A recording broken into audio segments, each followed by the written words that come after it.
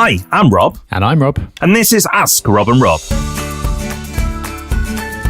Welcome to a very special edition of Ask Rob and Rob, the show where usually we answer two questions from two different listeners. But today we're breaking all the rules. We've got one listener asking two questions. We'll find out whose lucky day it is in a second. But if you aspire to get a question answered or maybe push for two as well, then here's how you do it. Okay, so the number is the same. Hopefully you've memorised it by now, but if not, the number is 013 808 0035. Or if you don't like using a telephone and you want to use a computer or our website, more specifically, because you could do it through your phone as well, you go to propertyhub.net/ask. That's propertyhub.net/ask.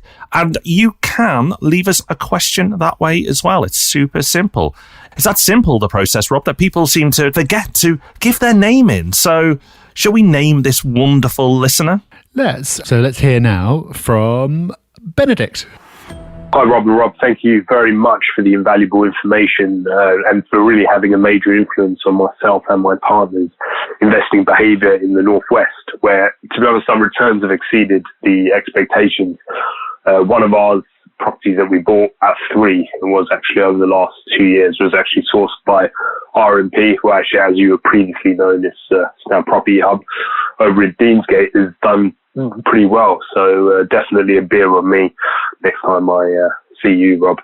But anyway, question I have on the back of the podcast you did involving the Dave Ramsey suggestion to buy all properties in cash only. So I understand this as the general principle is to avoid any form of risk. So if one wants to have a strategy of buying properties and letting the LTV, the loan to value, naturally drift down to 50% and below, what I want to know is, why do limited company lenders not reward this prudent approach to risk and offer a more generous interest rate to clients? Because it seems like below 60%, the LTV rates are simply flat, regardless how much lower you go from this point. But surely lenders would welcome clients who have a portfolio with an average of below LTV 50% on their books, as it minimizes their risk. So that's the first point. I know it's a bit long-winded. The second one, if I could have a cheeky bonus, I just wanted to know what you think the predictions of interest rates will drop down to on both 2 to 5 year products for limited company mortgages in the medium to long term. Thank you very much, and look forward to hearing the response. Well, thank you for your question, Benny. And it's a good one. Why shouldn't you be rewarded for being a prudent kind of person and having a low loan to value where the risk should be lower for the lender? Well, I don't know the answer to this, but I've got a suspicion, which is when you get below a certain loan to value, the risk of that property falling in value so far that it causes a problem for the lender becomes practically zero. So imagine that you had like a 95% residential mortgage. It wouldn't take much of a market move for the loan on that property to become worth more than the property itself. Therefore, if you stopped making your mortgage payments and the bank wanted to take the property back off you to get their money back, there's a strong chance that they wouldn't be able to recover it in full.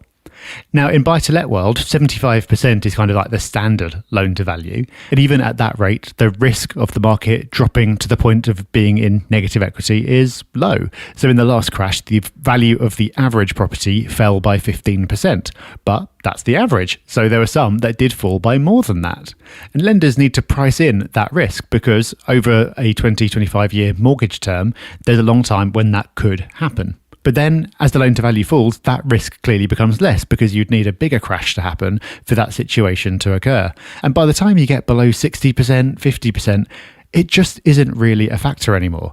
So lenders have still got other risks, but that one isn't there. So by the time you get below 50 or 60%, you're paying for the cost of the lender getting hold of that money, you're paying for their costs in operating their business, you're paying for their profit margin, and you're paying for some of the other risks that they bear, but you're not really paying for that risk of them being able to get their money back by selling the property.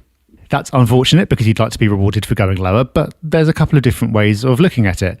You could take the view that, well, the lower your mortgage payments are as the proportion of the rent that's coming in, therefore you're making more profit each month, and that's great.